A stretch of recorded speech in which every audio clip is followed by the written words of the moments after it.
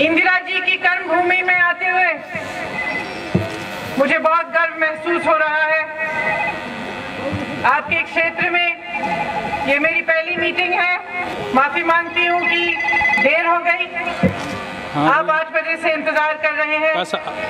मैं आपकी बहुत शुक्रगुजार हूँ। 19 तारीख को आपका चुनाव है। मैं आपका चुनाव इसलिए कह रही हूँ क्योंकि मैं समझती हूँ कि ये विधायक जी का, सोनिया जी का, कांग्रेस पार्टी का चुनाव नहीं है।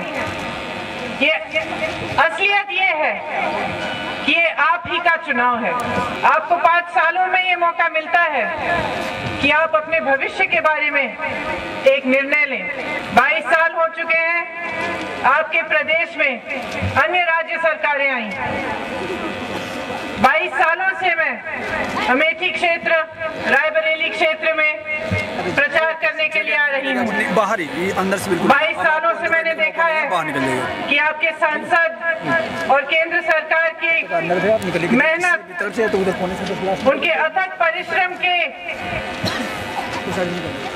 बावजूद आपके क्षेत्र की पूरी तरह से विकास नहीं, आपका क्षेत्र पूरी तरह से विकसित नहीं होता है। आपको मालूम होगा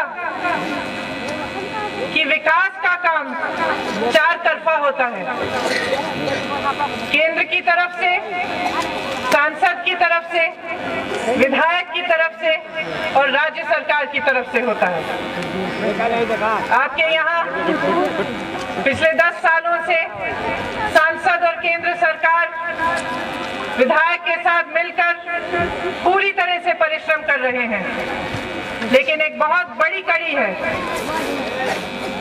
जो आपके लिए एकदम निकम्मी साबित हुई है, और वह ये है कि जो विकास राज्य सरकार की तरफ से होना चाहिए था वो पूरी तरह से रुका हुआ है। आपने देखा होगा कि पिछले सालों में दुनिया देश की तरफ देख रही है। सारी दुनिया कहती है कि हिंदुस्तान विकसित हो रहा है, बड़े से बड़े कारखाने लग रहे हैं, हम आधुनिकता का मिसाल बन रहे हैं। महाराष्ट्र, आंध्र, केरल, कर्नाटक जैसे प्रदेश आगे बढ़े हैं। आपका प्रदेश पिछड़ा क्यों रहा है? आप इस चुनाव में गौर से सोचिए, समझने की कोशिश करिए कि आपकी जिम्मेदारी इसमें कौन सी बनती है। क्या 22 सालों से आपने गलत तरीके की राजनीति को तो नहीं उभरने दिया? क्या हुआ?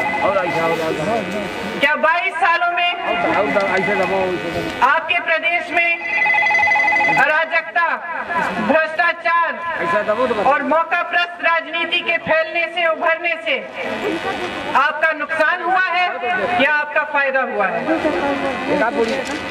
आपकी सांसद सोनिया जी ने मुझे खास आपके पास इस समय इसलिए भेजा कि मैं आपसे सिर्फ एक बात कहूं। इस चुनाव में एक मौका मिलेगा आपको, अपने प्रदेश को बदलने का मौका, अपने प्रदेश को विकसित करवाने का मौका, अपने बच्चों के भविष्य को मजबूत बनाने का मौका।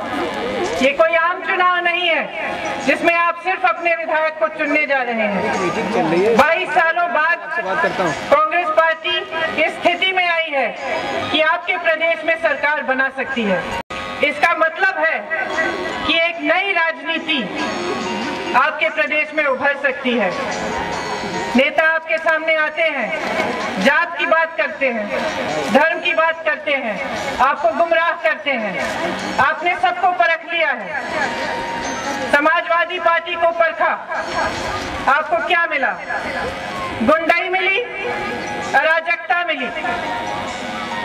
स्थिति ये बन गई कि जो विधायक आपके लिए समर्पित होना चाहिए, आपकी सुरक्षा उसके हाथों में होनी चाहिए, उसी के हाथों आपने देखा आपको प्रताड़ित किया गया।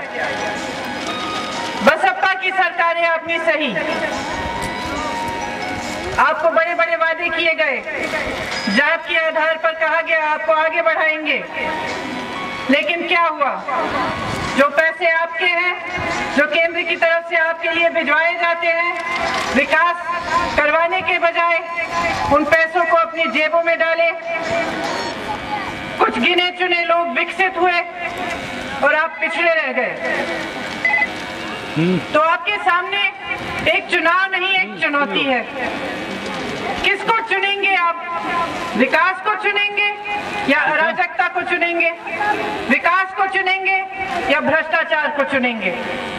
आपके क्षेत्र के लिए अगर आप कांग्रेस का विधायक चुने तो बहुत विकास हो सकता है।